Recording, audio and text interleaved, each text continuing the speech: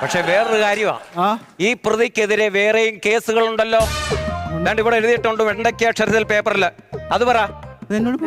എന്തോന്ന് വായിച്ചേ? പ്രതിയോട് സംസാരിക്കാനെന്ന് പറഞ്ഞു. ഞാൻ പിഴ ഈടാക്കുവേ കേട്ടോ. താങ്കളുടെ പേരിൽ ഒരു മാല മോഷ്ടിച്ച കേസുണ്ടല്ലോ. അത് കഴിഞ്ഞ മാസം. റോഡരികിൽ നിർത്തിയിട്ടിരുന്ന മൈക്ക് മോഷ്ടിച്ചൊരു കേസുണ്ടല്ലോ. അയ്യോ, അത് കഴിഞ്ഞ ആഴ്ചയിലല്ലയോ? ഉറങ്ങിക്കിടന്ന കുഞ്ഞിന്റെ അരയിൽ നിന്നും അരഞ്ഞാണം മോഷ്ടിച്ച കേസും ഉണ്ട് തന്റെ പേരിൽ. ഞാൻ നടന്ന സംഭവം. ഇതെന്തോരാണ് ഇത്? അതെല്ലാം കഴിഞ്ഞതല്ലയോ? ഞാൻ ചോദിക്കട്ടെ, എന്നെ ഇവിടെ 6 മാസം അകത്തിട്ടു. ഇവിടുത്തെ പോലീസ് എന്നെ തല്ലി പെറ്റി അടിച്ചു. ഞാൻ ഇതൊന്നും മനസ്സിൽ വെച്ചോണ്ടല്ലോ ഇരിക്കുന്നത്. ഇതെന്ന് നടന്ന കേസാ. അത് കുറിച്ച് വെച്ചിട്ട് അത് വെച്ച് പെരുമാറുവാ. മിസ്റ്റർ ഹരി, ഞാൻ ചോദിക്കുന്നതിന് നിങ്ങൾ ശരിയായ ഉത്തരം പറയുമോ? പറയും.